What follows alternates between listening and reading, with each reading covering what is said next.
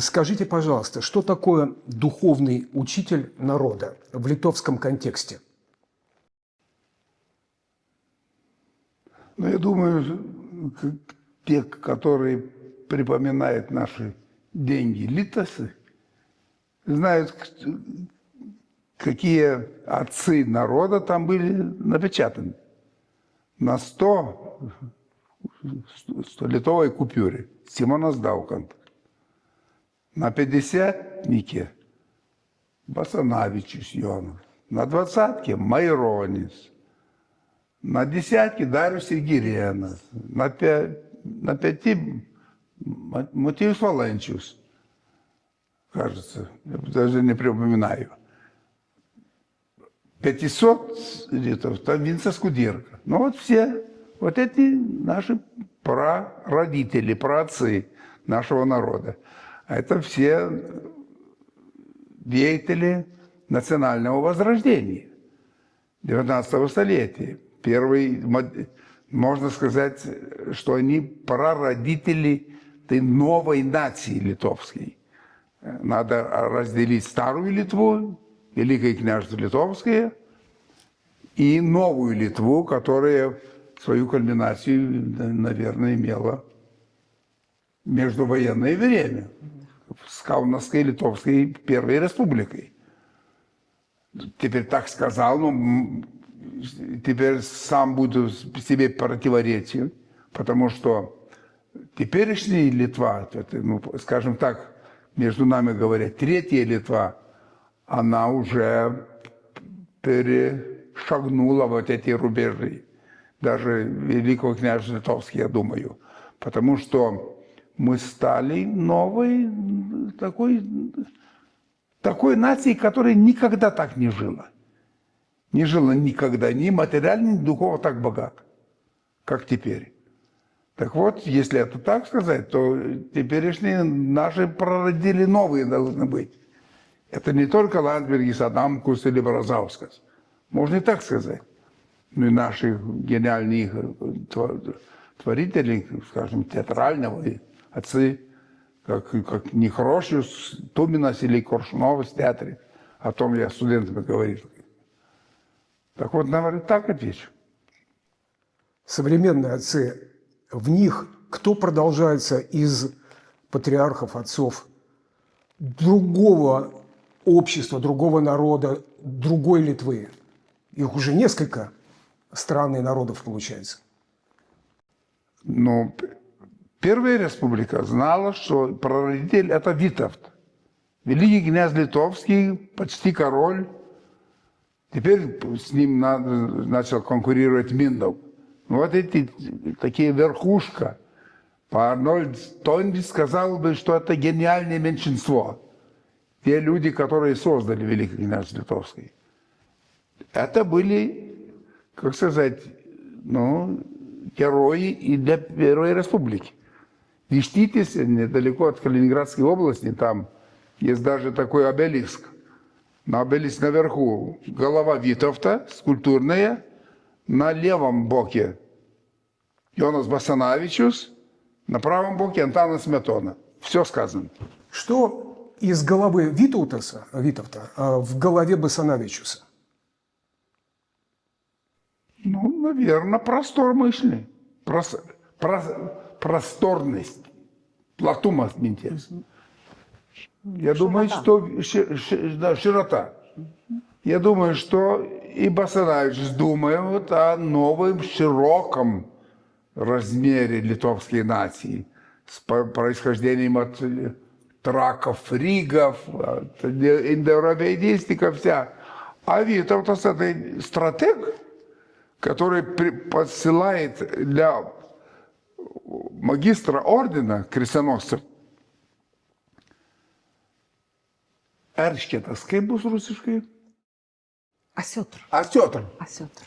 Посылает осетр с Днестра, лимана Днестра для магистра. Какое расстояние? Я думаю, что он тем хочет сказать, что я не буду воевать с вами. Я буду воевать с Константинополем. Вот широта мысли. Так вот, и у Басанавича, и у Витовта очень похоже.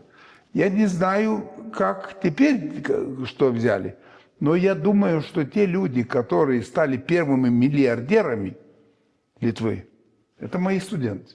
Ну, один, это точно, Томас Окманс, которые создали Nord Security, такая информационная технологическая фирма. Они такого тоже мышления, просторного мышления.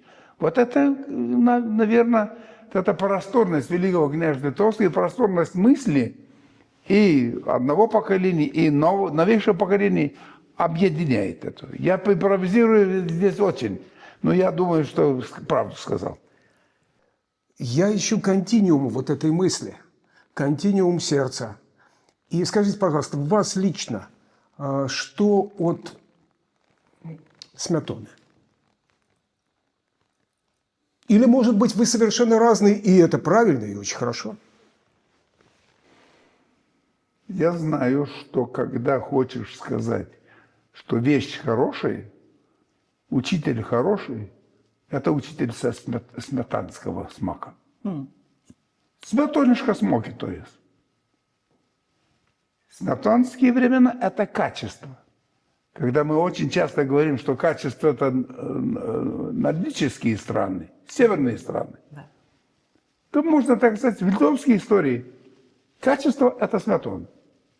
Я так думаю. Интересно. Ну вот. А вот я бы хотела вернуться к этой широте мышления и широте замысла самого Витаутаса Великого, ну и, конечно же, Йогайло тоже, хотя он в Литве не столь...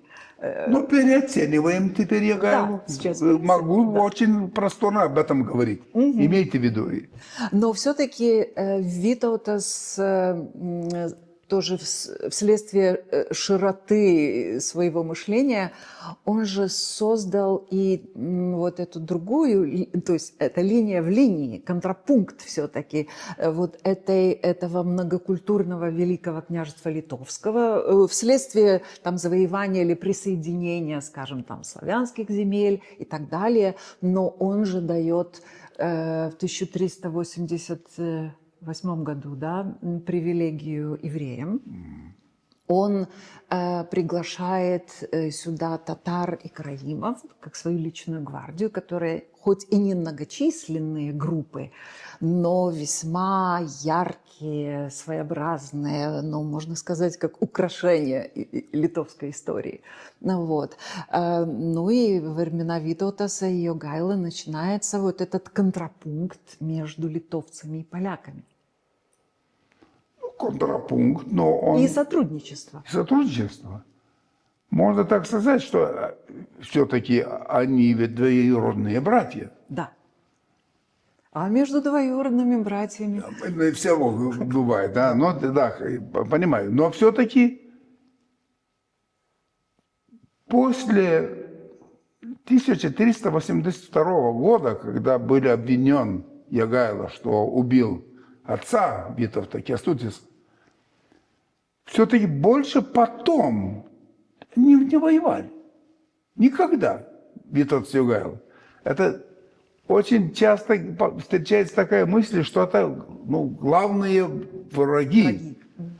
Но того не было. Это позднейшие историографии пишут по контексте войны между Литвой и Польшей, между Первой и Второй мировой войной. Да.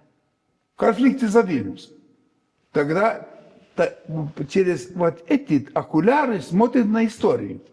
А история совсем иная. Витаутас никогда ничего не сделал, чтобы воевать с поляками. Швейцарьгайло сразу сделал, после которого сел в престол после Витовта. Сразу. А Витаутас никогда. Почему? Потому что он знал, что без Польши он не станет и королем Литвы. Это было четко ясно. И Витаутас у него гениальный ум. Он знал, что его, когда говорил о Сётере, у него стратегическое мышление. Он знает, что, вот очень хорошо сказали, и про караимов, и про татаров, про евреев, и про немцев.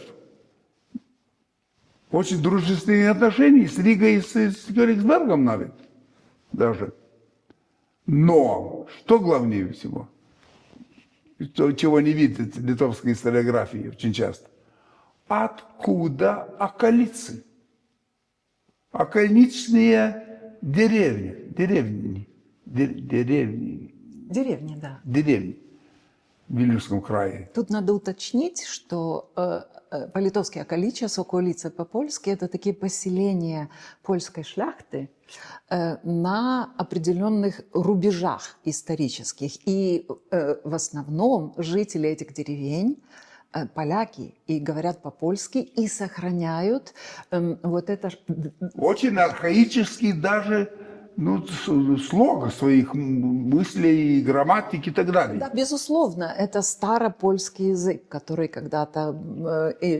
часть шляхты пришла из Мазовшей Подляся, но часть шляхты Великого княжества Литовского, литовскоязычной или белорусскоязычной, приняла польский язык как язык костела, язык культуры. И таким образом сформировался особый психотип, как говорил вот и писал Миколас Рёмерец, что это одновременно и поляки, и литовцы. И он говорит, мы здесь автохтоны, мы не импортированный продукт.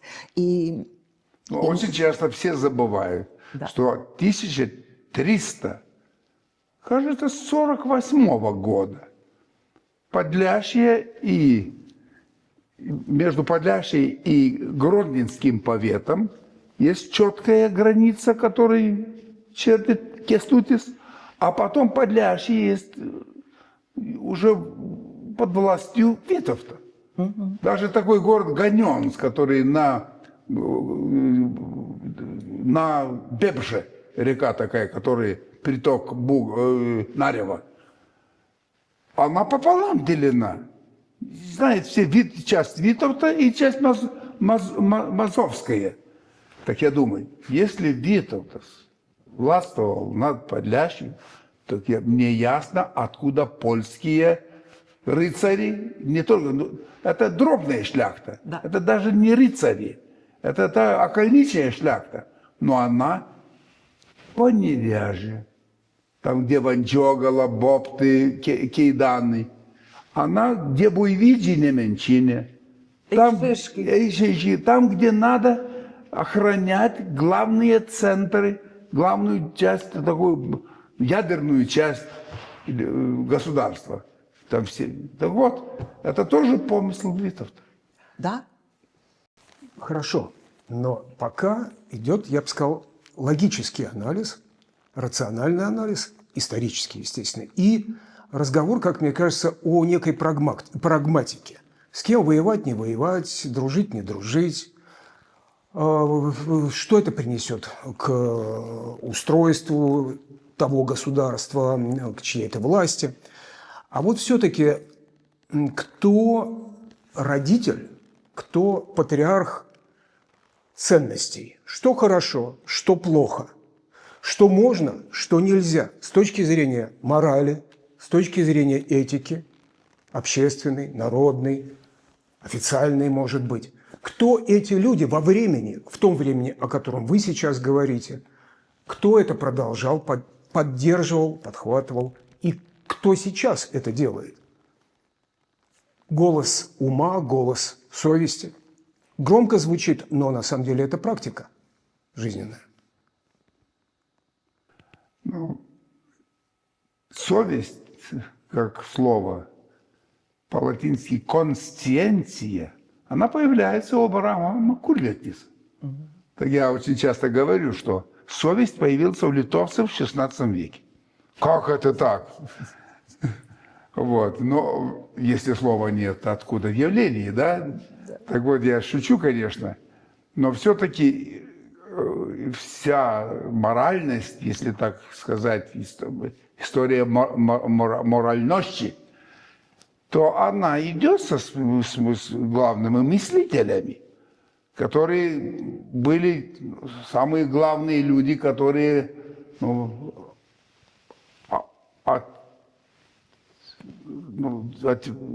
создали дороги, пути до моральных ценностей. Я думаю, что те люди, которые думали о христианстве, которые думали о римском христианстве, о константинопольском христианстве, те, которые думали о лютерской реформации, о кальвинской реформации, они создали самую ту старинную версию моральности. Я думаю, что и Миндаугас, он знал точно, откуда появляется духовная сила западного мира. Он имел Кристионоса, главного Нодемклауси, духовника с Риги. У Витовта тоже самые были. Авраама Гульветиса, они были студентами у самого Меланхтона и у Лютера. Значит, вот эти люди, которые потом Николай Даукшака говорит, он уже создает программу. Не месту степруму, не рубу гражуму, колбос гимтосос гражуму и расти перестаутос. 1599 год. Так вот, я думаю, что вот это ваш вопрос, его надо всегда иметь в виду те, люди, которые они есть проповедники. Да, и тут можно сказать, с католической стороны, конечно же, когда шло это напряжение между нарождающимся не только с католицизма, но самый первый христианин, который важный христианин, это сын Миндауга, Войшалга, который создал монастырь в Лаврушавас, Новогродская земля на берегу Немана. И он создает Лаврушевскую Евангелию. Это тот, который был на Афоне? Да. Православный монах? Есть такая легенда, что он был. Но это не доказано. Не доказано. Но тем не менее, это очень интересно. Он старался, и мысли было, что он поедет в Афон. Значит, сразу Литва, она имела две такие источники духовности. Рим и Константинополь, я так думаю. Да. Но потом волна реформации. И вот с этими главными такими духовными движениями и шла, я думаю, вот эти идеи духовности. И я бы хотела добавить, что вот с католической стороны, например, вы спрашиваете о личностях. Например, Петр Скарга, проповедник, автор «Житий святых».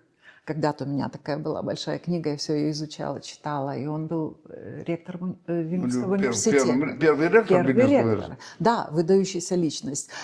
Ряд протестантских деятелей, которые заложили основу для литовского литературного языка, можно сказать, это Мажвидас и Рапулёнис, Кульветис. Они первые профессора Кёнигсбергского университета.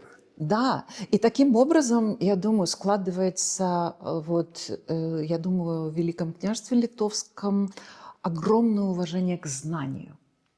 Знание ведет к познанию истины.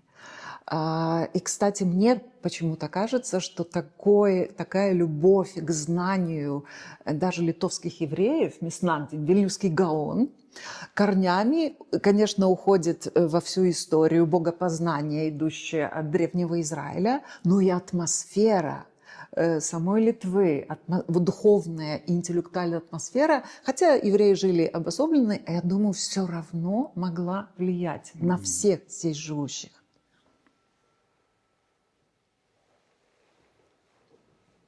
Трудные вопросы ваши? Скажите, пожалуйста, литовский язык богатейший, сложнейший, в массе всяких деталей и подробностей, в смысле его такой здесь и сейчас практической такой прагматики, практического применения. Как мог стать таким, как мы сейчас его знаем? Как? Если, например, в значительный период времени народ считался, и так о нем говорят, аграрным, сельскохозяйственным. То есть главный его, так сказать, фокус внимания, фокус его жизни – это земля, это трудная работа, верно? И, конечно, были выходцы из него, они учились в университете здесь, были и ксензы, наверное, но все-таки основное так. Как возник такой язык, как мы его знаем сейчас, который трудно выучить, трудно освоить, тем не менее он есть. Ну, очень трудно, это опять вопрос. Ну, потому что никто точно не знает, как это так можно случиться. Что такой трудный язык у христиан. А? Что трудный язык, это, можно сказать, архаический. Очень часто повторяет науке даже это. Теперь я был в Пизе у Петра Диниса, языковед итальянский, который говорит, что ваше главное богатство – это язык. Безусловно. Только язык. Первым номером, второго нету. Даже третьего, сказал, нету. Первый язык. Это вот, потому что это в 19 веке уже было ясно, что если хочет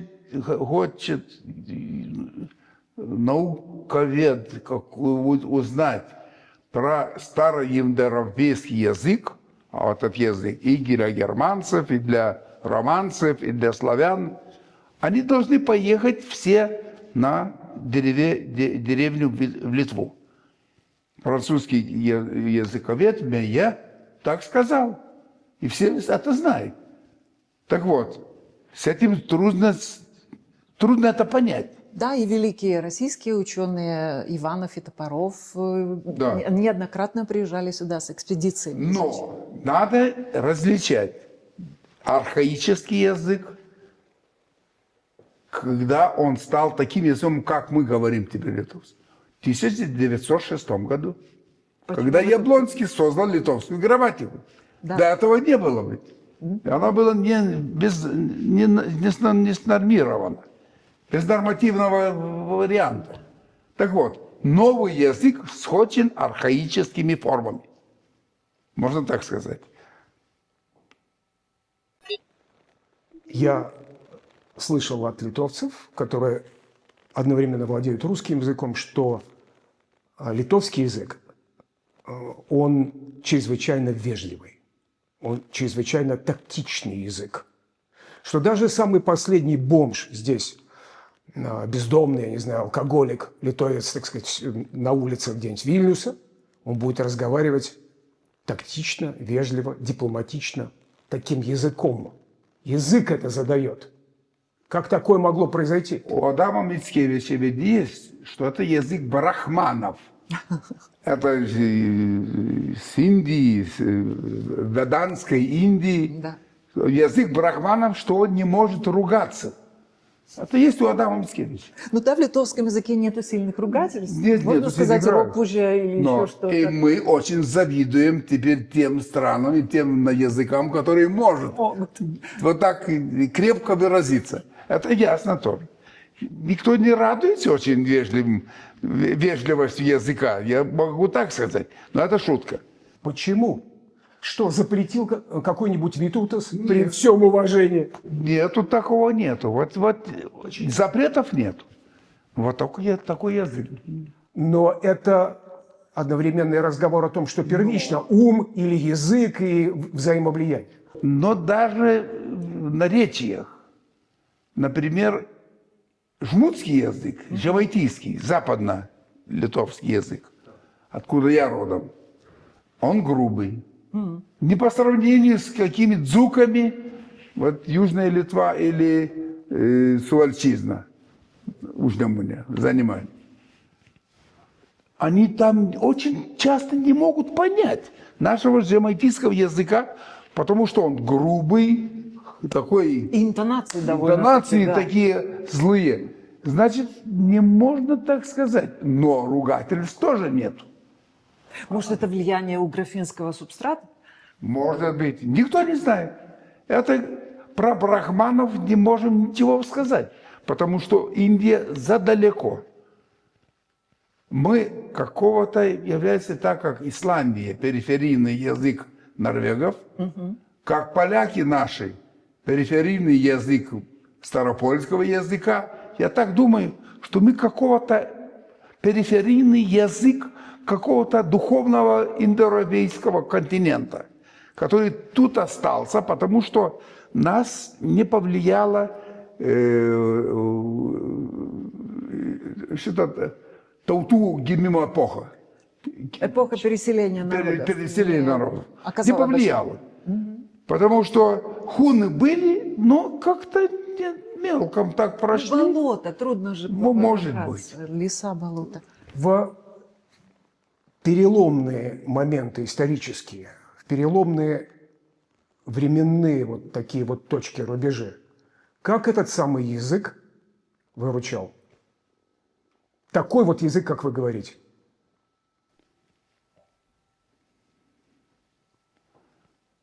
Но он был языком, кодовым языком войску Великого князя Литовского. Это тоже. Но это не шутка. Был шифрот из колба, слаптажу колба. Но это, наверное, не о том надо говорить. А поясните о этом кодовом языке, что вы имеете в виду? Ну, когда надо иметь пароль. То употреблялись Ну, литовские да, слова. язык, так. А письменность была Старорусская, белорусская или польская. или польской, попозже, Ну, к XVI веку. да. Ну вот, я говорю про 17 век, это ясно. Но это не то самое. Как выручал литовский язык? Ну, он так и выручал, потому что он очень иной. Его не можно спутать ни с польским языком, ни с русским языком, ни с белорусским языком, ни с немецким. Он какой-то иной язык. И наши те отцы нации, они на этом и делали уклон. Что и Даукантас, и Басанавичус, что литовский язык, он очень богатый язык, его надо уважать и любить. Так, сам язык, он становится каким-то таким хрупким, каким-то золотом. Какой-то которым чашей Грааля, да? Да, которого надо хранить. уважать и любить. И потом с этим связано и фольклор, очень такой, все говорят, что он очень просторный и богатый. Да.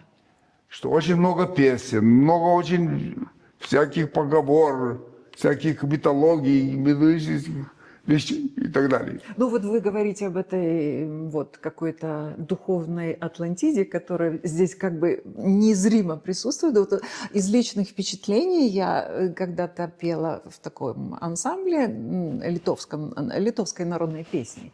И вот когда мы исполняли «Сутратинец», мгновенно какая-то секунда, другая пение, и просто впадаешь в транс. Это способ выхода в какое-то другое пространство. И вполне возможно, что это была какая-то, может быть, ритуальная музыка, которая пришла вот в таком виде. Какая-то круговая идея. Круговая. Да, вот оно пульсирует по Да. кругу. И вот это и есть такой... У нее есть какая-то магия. Магия, контрапункт. Эти диссонансы как-то воздействуют на мозг человека. И вот это все связано с языком, конечно. Да. Потому что не можно понять этих сутартиню без литовского языка. Да, да, да.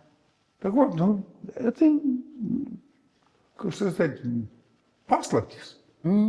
Тайны. Я ищу что-то больше, чем смыслы в литовском языке. Вот сейчас, когда я задаю эти вопросы, что-то больше, чем формальные сообщения, информации, формальные смыслы, больше, чем просто контакты между людьми. Вот это нечто большее, мне кажется, оно вполне может управлять, вполне может выручать в те самые переломные и в эти бедные какие-то несчастные моменты. Но я думаю, что всегда новый смысл появляется, когда появляется высокое творчество. Когда на этом языке сотворены очень такой серьезный праб вещи, ну, скажу так, вот поэзия Сигита Саяна. Я не могу понять, как его перевести даже. Но это космос уже. Это и какой-то новый язык сотворяет какую-то магию, что не понимаю, как, что будет понять. Это мир в мире. Свой космос создан. А Мачернис как вам? И Машерис похож. Тоже, по-моему, гений, совершенно гений. Но эта конструкция «я человек Литвы» – это с Геды. Это, на мой взгляд, необъяснимая конструкция. Ну, может быть. Ну, может быть. Да вот Машерис это мой вообще. В моей гимназии стоит Мачернис памятник. Потому что мы одношкольники, если можно так сказать. Я понимаю. Это удивительной красоты поэт, и он космического масштаба. Он прожил всего 23 года, был убит во время войны. Но такое впечатление, что он как бы исполнился, он исполнил свою миссию, он прожил очень интенсивную жизнь, и вот его творчество просто в том, что он написал, достигло полноты. Да. Скажите, пожалуйста, на ваш взгляд, дурацкий вопрос. Имя или имена тех людей, которые сказали литовцам, жить надо бережливо, сдержанно, то есть рачительно, говоря по-русски, не импульсивно, я бы сказал, не бросками, а последовательно, шаг за шагом. Так выглядит жизнь. Но опять надо искать среди мыслителей. Кто? Сейчас или 500 лет назад? Ну, думаю, тот сам Таукантас, тот сам Баланчус. Те, которые создали ту Литву, которая в этой просторе. Ведь когда российская администрация создала новую губернию, но перестроили воеводство на губернии после раздела 3-го, так было создано ведь в 1843 году Ковенская губерния. Она была создана, чтобы отличить от Ковенской губернии литовскоязычной от Вильнюсского края. Вильнюсский край, она очень многоязыковой, можно так сказать. И литовский, и польский, и белорусский, и еврейский, очень много. Он чуточку пестрее этот вид, чем Ковенская губерния. Так вот, отцы прародители этой Ковенской губернии, это Матиус Даугавdas и Матиус Валанчус, бискуп Жмутский. Альянс Валанчуса с Басанавичем, который за внимание и дает Ковенскую Литву. Дает. А Вильнюсская Литва, она проблема по сей день. По сей день. Потому что Ковенская Литва так и не создала какого-то моделя, как с ним жить. Потому что они чуточку иначе. Скажите, как это сделать? Какое ваше видение? Как эти две парадигмы, так сказать, привести в созвучие? Ну, надо все время повторять мысли, что кайнечams и каунечams Вильнюс не супраст. Это ковенским и деревенским людям не понять. Это звучит по-литовски. Каунечams и кайнечams Вильнюс не супраст. Это очень часто повторяю. Потому что только Томас Венслова начал новую парадигму, литовский взгляд на Вильнюс. Да. А до этого это было старолитовский язык. Да. Старолитовский взгляд, которого создавали вот эти литвины, польскоязычные. Адам Мицкевич. Адам Мицкевич, Словацкий, Сирокомлев, Да. Ожешкова. Ожешкова. Синкевич, Крашевский. Так, вот. Они были польскоязычными. Да. Но никто с литовской, Ковенской Литвы, никто не хотел согласиться, что Вильнюс это не Литва. Конечно. Вот это и был конфликт. Главная вещь, главная цель, главное, как сказать, раздор конфликта, раздорный камень. И вот, а как теперь? Ну, надо понять, что Виленщизна – это Вильнюсское воеводство. Когда это понимаешь, начинаешь иначе думать. Потому что Троцкое воеводство, Вильнюсское, это граница идет по реке Вака. Вокис upelės. Už Vokės jau Žemaitija. Šioj pusėje aukštaitija. Jie čia taip, tyčia taip šiek tiek rizikuoju. Tokios hipotezės net nėra suformuoluota moksle, bet yra tas. Так надо, как сказать, что Вильнюсский край, Виленщизна нам пока не исследован. Мы не имеем концептуальных формул понять ее. Когда мы были вот у вас, Поповщина, как у вас? Попишки. Попишки. Вот. Ну, Тогда вот я специально хотел заинтриговать и польские зрители, и польскоязычных зрителей, что я нашел дуб отца Минтога. Оказывается, он там, где аппендикс. Вот этот Девенижский полуостров, можно так сказать. Так вот, я хочу сказать, что это окольницовая шляхтицкая программа, она как-то стала доминировать в Виленщизне. Да. Но первое время ведь автохтонно и Мендовская чеса, и даже в 16 столетии Эйшишкес – это литовскоязычный край. Безусловно. Ну вот. Да.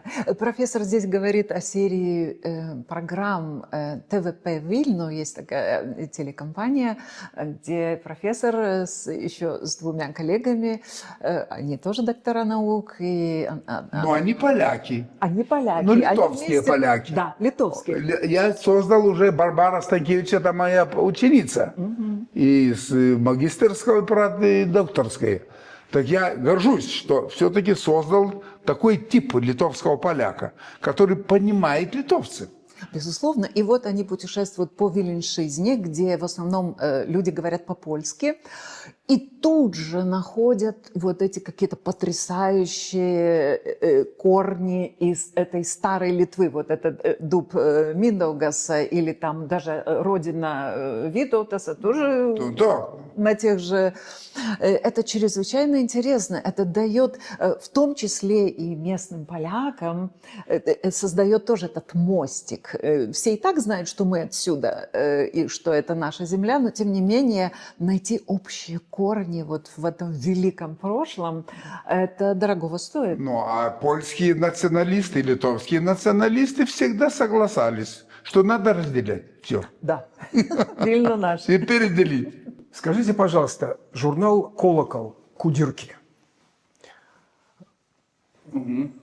Вот его польза для сегодняшнего человека Каунаса или Вильнюса, хотя я услышал то, что вы говорили, это два разных совершенно, и, наверное, по сей день два разных явления, Каунас и Вильнюс.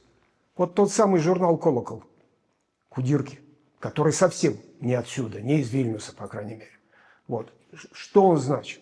В чем его продолжение и последствия для сегодняшнего? Ну, значит то, что когда в 1905 году на Вильнюс приехали 1500 литовских крестьян, они знали, что они будут творить литовское государство литовским языком. Это и есть роль и Аушри Басанавичуса, и Колокола Кудирки. Сразу после 1905 года появилось новое поколение секретарь. Литовские женщины стали деятелями истории, потому что надо было секретарши для всех издательств литовских изданий. Все, революция. Те секретарши, о которых вы говорите, они сейчас встречаются где-нибудь в бюрократии Минкульта или Минэкономики? Ну, хоть почему бы и нет, потому что каждая умная и образованная женщина – это богатство нации, и они есть везде. Теперь больше даже чем мужчин. Я так думаю.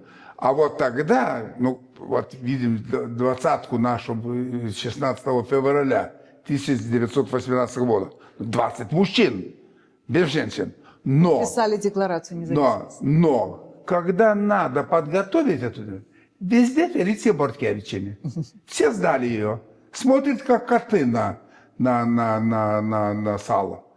На Фелицию Борткевича. Знали, что без нее и финансы, были вот такие дела. Так вот, я думаю, что Фелиция Борткевича, она будет когда-нибудь очень важным человеком в литовском пантеоне. А я хотела еще задать один вопрос про одного из литовских тоже гениев. Что современный литовец слышит в поэме Донелайтиса «Времена года»? Что резонирует вот с этим действительно великим поэтом? Ну, какое-то богатство ощущений этой природы, этой перемены времен, это все глыба, это все работа какая-то, это какой-то круговорот, это все, это какой-то космос, кажется.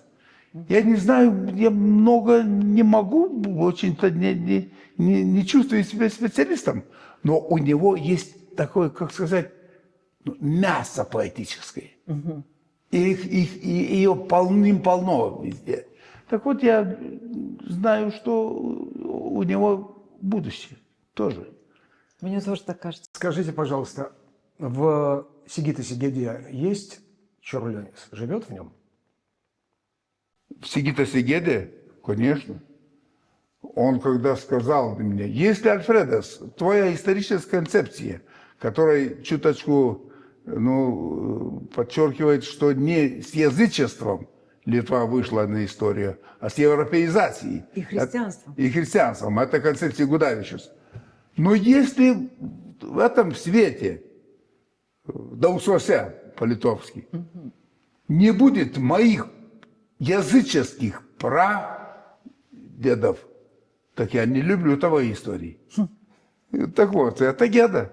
Я хорошо знал его, ну и как хорошо, через Петра Царевчиса, который создал эту фреску знаменитую в филологическом факультете. Так они были друзья, и вот через Петра я знал Сигиту Геда.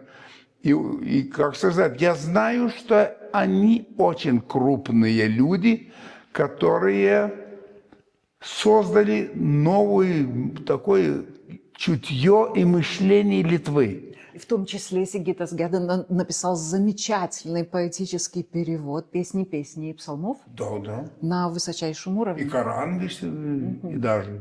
И Коран тлумачил, перевел. Так вот, у него ведь мышление ведь тоже опять просторное, космическое. А Петр Царевчиса с кем сравнивать? С Дюрером, Рембрандтом и Микеланджело. Ну вот так ведь. Где я могу найти материальное, может быть, просто дух? Ну, здесь вот, в городе, вот в какой-то точке города, может быть, не одной, найти Чорлёниса. Ну, не знаю, но я думаю, что когда утром всегда просыпался в общежитии Оландесов, я всегда смотрел на Саулетики Бельмонтока. Гора Бельмонтоса, там, где Адам Мицкевич и Филареты путешествовали, всегда я думал, это Чорлёнис. Это краеобраз Вильнюска и его окрестностей, это и уже сам Чорлёнис. Литва, природа Литвы, у нее есть какая-то глубина Чорлёниса. То же самое я, например, вижу тоже Мицкевича, его описание литовской природы, Вильнюса. И идешь и смотришь его глазами, и слышишь его фразы, его поэзию, они же запечатлены.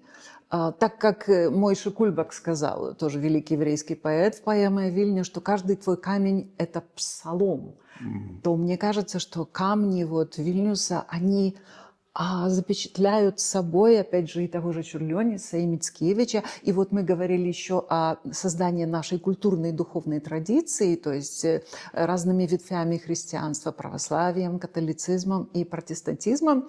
То вот особенно это хорошо показал Лаймонас Бредис в своей книге о Вильнюсе. Если мы станем спиной к святым воротам и будем смотреть на улицу Диджоя и Пелез, Большую и Замковую, то по правой стороне, ну, кроме костела Святой Тересы, будет православная сторона. Здесь Святого Духа монастырь. Ну, Тереса дальше Святого позднее. Чуточку позднее. А так это православная ветвь. То есть как бы если вот эта улица, это река времени возьмем или истории, то правая сторона, правобережная – это православная сторона, левобережная – это католическая. Плюс там еще униаты и другие, и плюс еще протестанты. И что удивительно, что во всем этом великолепии, ну, раньше приезжали итальянцы, а кто создал самую красоту вильнюсского барокко? Лютеранин, немец Йохан Кристоф Глаубиц. Вот, у нас до сих пор нет его памятника. Да. Надо позаботиться, в конце концов. Ну, у меня влияние почти мало есть, потому что они все теперь извиняются. И есть теперь обзорная площадка, названа именем Гляубица. Ну, слава Богу. Рядом с Субачевском. Да. В самом вот красивом это месте. В самом красивом месте. Вот, я дрался как лев, потому что улица Гляубица есть в Таранде. Но кайнечей, ну, как больше назвать. Но если продолжать Марию, я думаю, что как у Чурлёниса, это есть сотворение космоса ведь. Вильнюс – это самое начало, это санктуариум, это некрополис.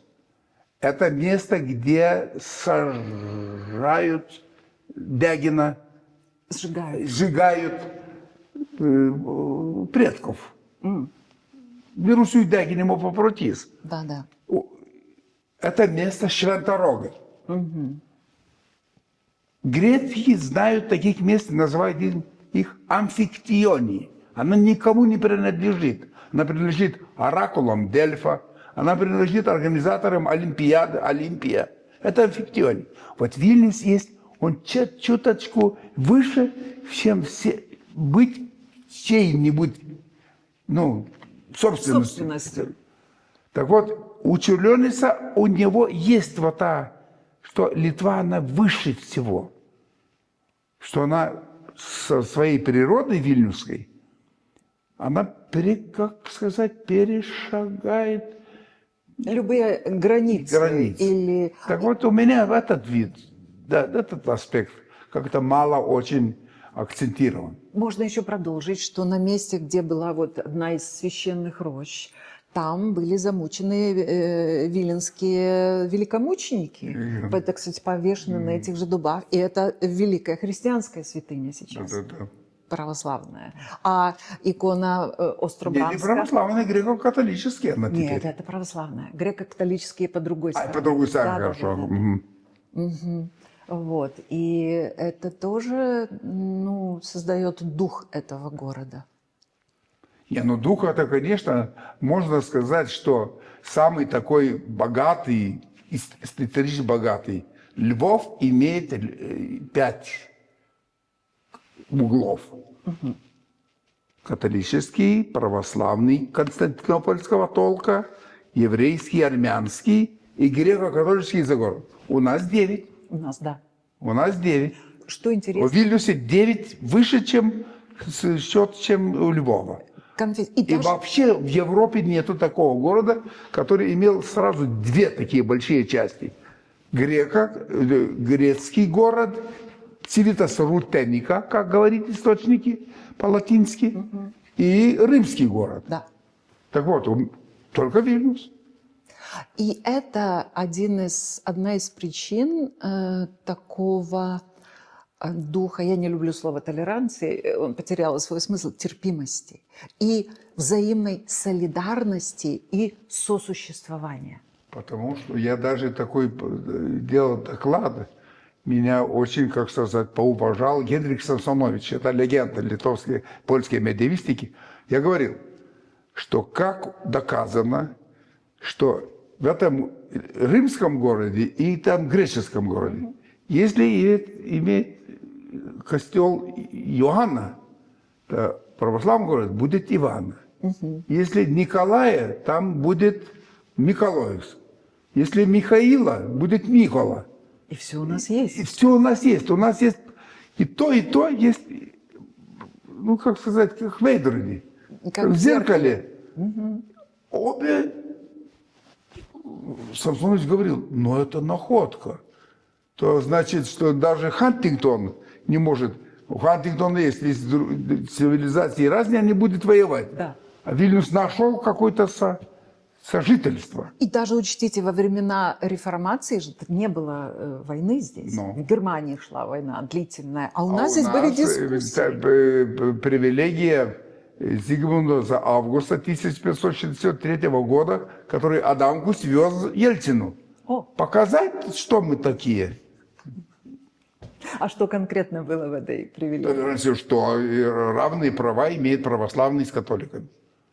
Это потрясающе. Ну. А если еще вспомнить историю, например, Александра Йогайловича, который в 1495 году, ну это, видимо, было эхо изгнания евреев из Испании, были изгнаны евреи. Ну, о причинах, причины могут быть разные.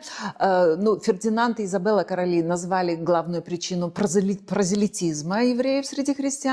Но евреи, и они были лишены имущества, но через 8 лет всего лишь он возвращает евреев и указом своим обязывает вернуть им имущество и вернуть долги. Это, скажите, это не имеющая прецедента, по-моему, история. И я думаю, что этим можно гордиться. Почему так мало мир знает об этом? Мам. Скажите, пожалуйста, Литва сейчас возрождается, возродилась или она рождается? Я хочу доказывать всем, что 3-й раз рождается. До 3 разів штука. 3-й раз. Была старая Литва, была новая Литва, и теперь есть теперешняя Литва. И она имеет свои позитивы по сравнению даже и с первой, и со второй. Но я думаю, в никаком сне не было такого понятия, что будет наш флаг выше, чем американский и российский. Это Барселона, это чемпионат Мейлутите и так далее, и так далее. Можно очень много четко сказать, что никогда Литва не была так высоко по своему звучию, даже шире, чем Витовт. Теперь. Наши театралы, они... Известны во всей Европе. По всей Европе. В Исландии. Коршунов и Тумина.